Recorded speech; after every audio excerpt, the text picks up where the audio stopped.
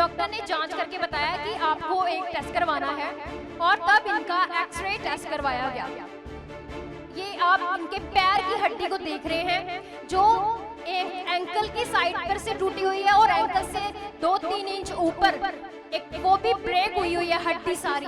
यानी कि आपकी बेटियां ही इनको वॉशरूम तब लेके जाती थी, वॉशरूम से लेके आती थी और पूरी तरह से इनको सहारा चाहिए होता था। हाँ जी, डॉक्टर बोलते भी जब ऑपरेशन होएगा वैसे चल नहीं सकती है, ऐसे मंजे पे रहेगी।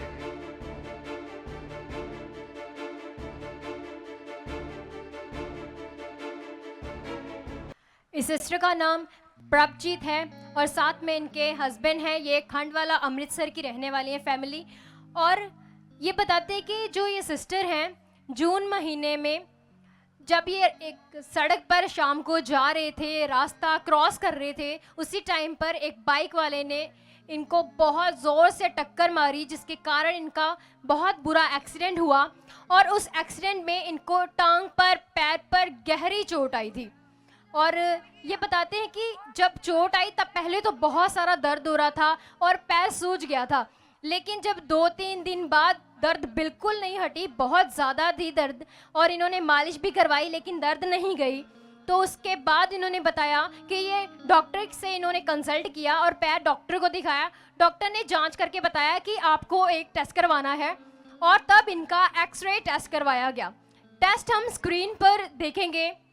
ये उस समय का टेस्ट है जब ये डॉक्टर के पास गए और ट्रीटमेंट इनका शुरू हुआ, तो उस समय एक्सरा था। ये आप इनके पैर की हड्डी को देख रहे हैं जो एंकल की साइड पर से टूटी हुई है और एंकल से 2-3 इंच ऊपर एक वो भी ब्रेक हुई है हड्डी सारी। 2 जगह से ऐसे जब ब्रेक हो गई थी हड्डी टोटली, तो ये बताते हैं कि सिस्टर तो पैर भी जमीन पर नहीं रख पाते थे। उस समय तो इनकी हालत बहुत ही ज्यादा खराब थी। आइए भाई से जानते हैं कि इनकी उस समय क्या कंडीशन थी। तो ब्रदर, क्या हुआ था उस समय फिर इनको जब आपको पता चला कि हड्डी टूट गई है?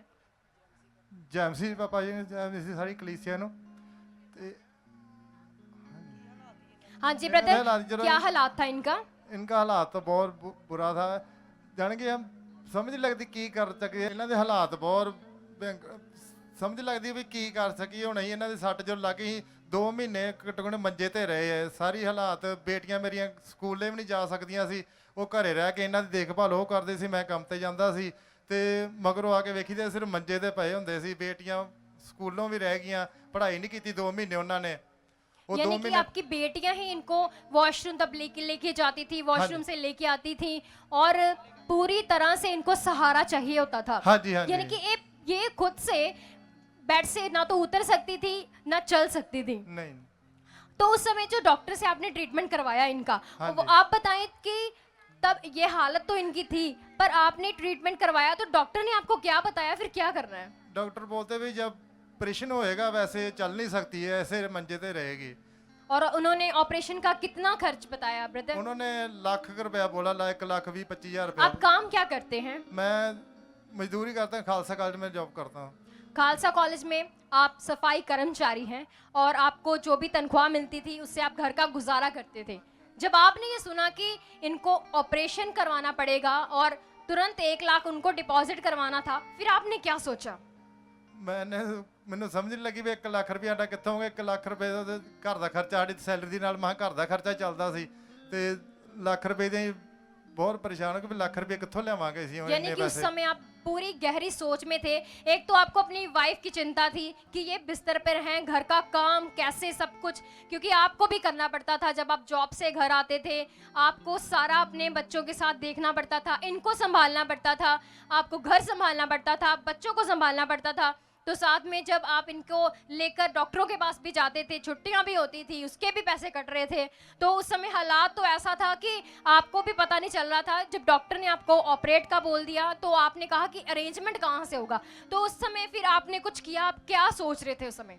यानी कि सोचा ही भी कि हुण पैर हॉस्पिटल ਦੇ ਵਿੱਚ ਵੀ ਇਹਨਾਂ ਨੂੰ ਦਾਖਲ ਐਡਮਿਟ ਕਰਾ ਚੁੱਕੇ ਸੀ, ਫਿਰ ਉੱਥੇ ਵੀ ਮੈਂ ਫਿਰ ਪੈਸੇ ਕਿੱਥੋਂ ਆਣਗੇ, ਫਿਰ ਤੇ ਸਮਝ ਨਹੀਂ ਲੱਗੀ। ਫਿਰ ਉੱਥੇ ਵੀ यानी हॉस्पिटल में भी कितने कितने दिन इनको एडमिट रखना पड़ा, वहां पर भी बहुत सारा खर्चा हुआ। आप तो ऑलरेडी कर्ज के नीचे आ चुके थे। तो ये बताते हैं भाई कि जब ऐसी इनकी सिचुएशन हो गई कि इनको कहीं से भी कोई रास्ता नहीं मिल रहा था, उस समय ये बैठे अपने घुटनों पर ऐसे बोल रहे थे परमेश्वर को ऐसे कि हे भगवान या ईश्वर तू जहाँ भी है मेरी सुन। और इस तरह से मतलब ये बैठे रो भी रहे थे क्योंकि निराश थे, कोई भी इनको रास्ता नहीं नजर आ रहा था। तो उस समय इन्होंने देखा कि फिर इनको एकदम से कुछ दिनों बाद एक मतलब पर्सन आया इनके पास और उन्होंने इनको गुड न्यूज़ दी, जबकि इनको परमेश्वर का कुछ भी पता नहीं था। फिर इनको जब गुड न्यूज़ मिली, परमेश्वर के बारे में इनको बताया गया, तो फिर इन्होंने अपनी वाइफ को लेके बिल्कुल भी देरी नहीं की और इनको मिनिस्ट्री में लेके आए। और जब ये भाई मिनिस्ट्री में आए तो उस समय इन पर खुदा के दास के द्वारा प्रार्थना हुई। उस सीन को हम देखेंगे। पाਉਂਦੇ ਨੇ ਵੇਖ ਜਿਨੂੰ ਲਸ਼ਕਰ ਵੀ ਕੰਬ ਜਾਂਦੇ ਨੇ ਰੋਗੀ ਜੀ ਦਾ ਪੱਲਾ ਸ਼ੁਸ਼ੀਫਾ ਪਾਉਂਦੇ ਨੇ ਵੇਖ ਜਿਨੂੰ ਲਸ਼ਕਰ ਵੀ ਕੰਬ ਜਾਂਦੇ ਨੇ ਰੋਗੀ ਜੀ ਦਾ ਪੱਲਾ ਸ਼ੁਸ਼ੀਫਾ ਪਾਉਂਦੇ ਨੇ ਵੇਖ ਜਿਨੂੰ ਲਸ਼ਕਰ ਵੀ ਕੰਬ ਜਾਂਦੇ ਨੇ ਰੋਗੀ ਜੀ ਦਾ ਪੱਲਾ ਸ਼ੁਸ਼ੀਫਾ ਪਾਉਂਦੇ ਨੇ ਵੇਖ ਜਿਨੂੰ ਲਸ਼ਕਰ ਵੀ ਕੰਬ ਜਾਂਦੇ ਨੇ ਉਹਦੇ ਅੱਗੇ ਨਹੀਂ ਉਹ ਕਿਸੇ ਦੀ ਮਜ਼ਾਕ उठो उठो यीशु नाम से बोलो परमेश्वर मेरी हड्डी जुड़ चुकी है। चलो चलो विश्वास से चलो।